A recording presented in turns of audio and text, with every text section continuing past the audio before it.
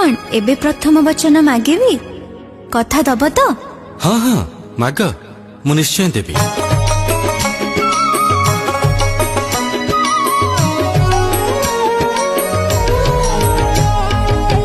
प्रथम वचन दिया हे भाभी पति कथा दिले दुहे हेबा पति और पत्नी जेबे तुमे तीर्थ व्रत करिल जीव सेते बेले मते निश्चय संगरे नब जग करुथिले अबा पूजा करिले मते निश्चय रखिब मम पाखरे ए वचन दिया को शपथ करिल प्रथम घेराटी देवे हेम पूरण प्रथम वचन दिया हे भाभी पति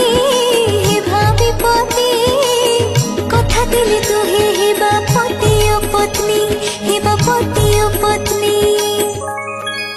कौन मो कथा रखिब तो? हाँ मु निश्चय रखिबी।